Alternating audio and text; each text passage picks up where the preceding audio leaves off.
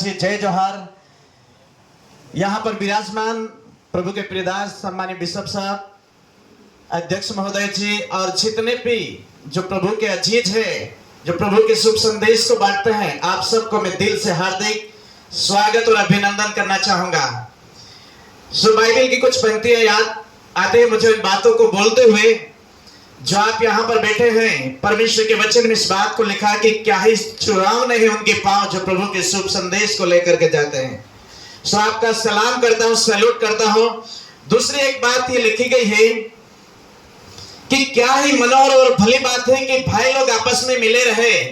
इस समय और परिस्थिति को देखते हुए हमें मिल करके उस परमेश्वर के राज्य को बढ़ाना है और साथ ही साथ एक यूनिटी, एकजुट होकर के उन तमाम जो सुनियोजित तरीके से मसीह लोगों के ऊपर ही नहीं, हम बोलते हैं कि हम आदिवासी ही नहीं, इस देश के मूल मालिक है, जिनको मिटाने की साजिश रची जा रही, उनके खिलाफ यदि हम एकजुट होकर के लड़ेंगे तो ये एक ऐसा प्लेटफॉर्म हमें मिला है जिसके द्वारा उन तमाम षड्यंत्रों को हम फेल कर सकते हैं। वो तभी होगा कि एकजुट हमें होना पड़ेगा।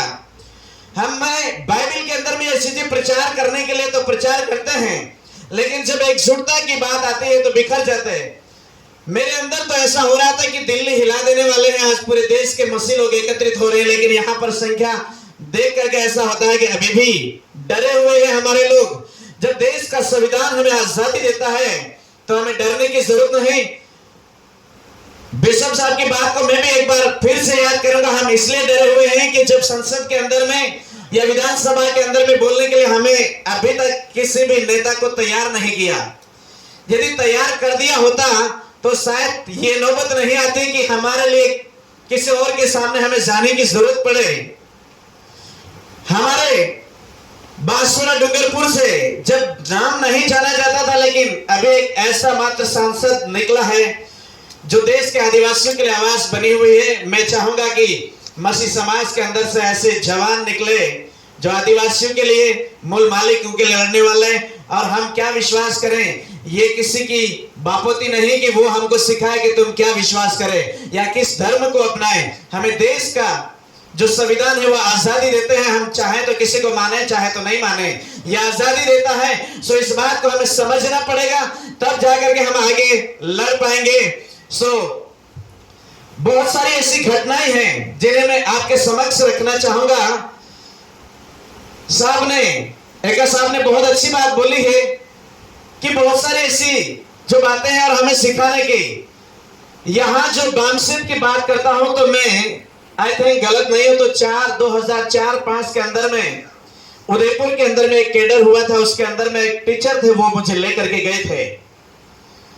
सो वहां पर जाने के बाद बुक्स की बात आती तो मैं वैसा ही, क्योंकि शुरुआत था ना तो बाल्यावस्था ना युवावस्था के अंदर, लेकिन मीडियम के अंदर में था।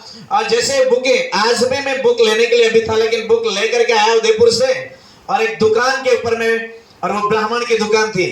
मैं सामान लेने के बजाय सारी पुस्तकें वहां रख दी और पुस्तकें देख के फट से उसने उठा ली। उठाते ही मुझे सामान नहीं दिया, लेकिन वो पढ़ने लग गया। पढ़ते पढ़ते बोला मैं सामान दे दो बोले तो कोई जवाब नहीं दे रहा और पुस्तकें पढ़ रहा है। और बोले कि आप तो बड़े खतरनाक आदमी हो, जबकि मुझे तो एबीसीडी नहीं पता है, पहली बार गया था मैं, उसके बारे में जानता ही नहीं था। जो वो वक्त ऐसा था कि मेरे अंदर में कल से ये जिज्ञासा थी कि सम्मानीय माननीय वामन मेश्राम साहब से मेरा एनकाउंटर हो, लेकिन कभी नहीं हुआ। लंबा समय निकल गया और फिर अलग अलग हो गए, हम कंटिन्यूस मिल नहीं पाए।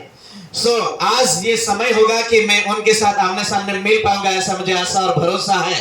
सो वो पुस्तकों को देख करके वो डर गए। आज भी उनके अंदर में इतना डर है कि ये खतरनाक आदमी है। मैं कुछ ही दिन पहले गया था तो बोला कि इस आदमी को खुला पैसा लेने के लिए, बोलो उसको नहीं देना। क्यों नहीं देना, ये खतरनाक आदमी है। अब क्या खतरनाक है वो मुझे भी इतना नहीं मालूम था, लेकिन इतने डरे हुए हैं। साहब जो संगठन है, मैं आपसे कहना चाहूंगा, जो दुबक करके सेवकाई कर रहे हैं, यदि ये संगठन के साथ में मिल करके सेवकाई करेंगे, कोई माइकेलाल आपको डरा नहीं सकता है, कोई माइकेलाल आपको हरा नहीं सकता है, और कोई भी आपके चर्च को बंद नहीं कर सकता। जब यूनिटी के अंदर में हमारे अधिकार, मौलिक अधिकार, उसकी जानकारी होगी। लेकिन साहब कहना चाहेंगे, ये सरकार भी ऐसी है जो पुलिस वाले भी ऐसे हैं। अभी मैं 5 घटनाएं ऐसे नोटिस करके लाया हूं जिसके अंदर में धन्यवाद मीटिंग थी, और उस मीटिंग के अंदर में तो टीचर है अपने ससुर के घर में धन्यवाद मीटिंग के अंदर में शामिल होते हैं, और वहां पर पुलिस वाले और डीवाईएसपी आकर के सीधा ड्रोन कैमरे से उसका वीडियो लिया जाता है और सीधा उनको अरेस्ट करता है। तो क्या हमारे अधिकारों का हनन नहीं हो रहा? क्या इन चीजों को लड़ने के लिए सरकार हमारा साथ नहीं देते? लेकिन जब ये संगठन है तो संगठन का नाम देख करके ही डर जाएंगे, इतना मुझे विश्वास और भरोसा है। 25/2/2025 ओसरिया गरीब लोग बांसवाड़ा के अंदर में 2 शिक्षक और 4 पासवान लोगों को 1 दिन के लिए जेल हो गई, उन्हें अंदर किया, उसके बाद हमने निकाला। ऐसे 4-5 घटनाएं हैं। जो पहली घटना होती है, दीपक कटारा जो प्रभु का दास हमारे बीच में बैठा है बांसवाड़ा से, भाई दीपक जी कटारा अगर अपने स्थान पे खड़े होंगे, ये भाई है 17/1/2024 के अंदर में उनके पड़ोसी गांव में मीटिंग करते हैं, और जो हाई कास्ट के लोग आकर के जहां पर एट्रोसिटी होना चाहते लेकिन नहीं हुआ और अभी तक उसका कोई परिणाम नहीं निकला है। तो मैं चाहूंगा कि संगठन इस बात के लिए भी मदद करे, और जहां पर एट्रोसिटी होता है वहां पर एट्रोसिटी लगना चाहिए। ऐसे धन्यवाद। और साथ ही साथ 10/1/2025 प्रतापपुर संतपुरा के अंदर में प्रार्थना भी नहीं किया, जस्ट जो प्रभु के दास है वो वहां पर जाकर के नाश्ता कर रहे हैं और उनको सीधा अरेस्ट कर लिया जाता है। और उसके अंदर में एक पुलिस वाला जो मसीह है, आदिवासी है, उसने थोड़ा बहुत सहयोग किया है तो सीधा उससे लाइन हाजिर कर दिया जाता है। ये हमारे आदिवासी के साथ में हो रहा है। ये अन्याय हम कहां तक चाहेंगे? और उसके बाद समाज मिल करके वहां पर भी एट्रोसिटी लगता है, क्योंकि गैर आदिवासी लोग वहां पर एक आदिवासी बहन को और उस परिवार को समाज से बेदखल कर देते हैं, उसके लिए भी केस करने के लिए डरते हैं। और एक और बड़ी विडंबना ये है कि कहते हैं कि बिल्ली के गले के अंदर में घंटी बांधने के लिए कौन चाहे? विरोध कर रहे हैं, सबको पता है, लेकिन इस बात को करने के लिए मना कर देते हैं कि अगर हम विरोध करेंगे, ज्ञापन देंगे, तो इसका मतलब सरकार या उच्च अधिकारी पूछेंगे इसका मतलब तू ईसाई है, तो हम नोटिस हो जाएंगे या हमें नोटेट करेंगे और फिर हमें निशाना बनाया जाएगा। इस डर की वजह से बांसवाड़ा के अंदर में राजस्थान का छोटा केरल के रूप में कहा जाता है, इतने सारे मसीह लोग हैं, लेकिन इतनी बड़ी डर है उन लोगों के अंदर में। एक ही कारण है कि यूनिटी के अंदर में, हालांकि प्रभु का धन्यवाद हो, वहां पर हमारा एमएसएस है जो एक संगठन के रूप में काम कर रहा है, उसके लिए धन्यवाद। अलग अलग जगह में इस प्रकार से हमें परेशान और पीड़ित किया जाता है। ज्यादा ना बातें करके हम ज्यादातर सीखने के लिए आए हैं। और मंच पे विराजमान तमाम प्रभु के दासों से मेरा निवेदन है कि यदि सच में कैडर बेस तैयार किया जाए, ऐसे जवानों को या ऐसे लोगों को तैयार किया जाएगा, मुझे आशा और भरोसा है कि कोई भी माइकलाल हमें डरा नहीं पाएगा और हमारे आदिवासियों के हक और अधिकारों का जो हनन हो रहा है उससे बचाया जाएगा।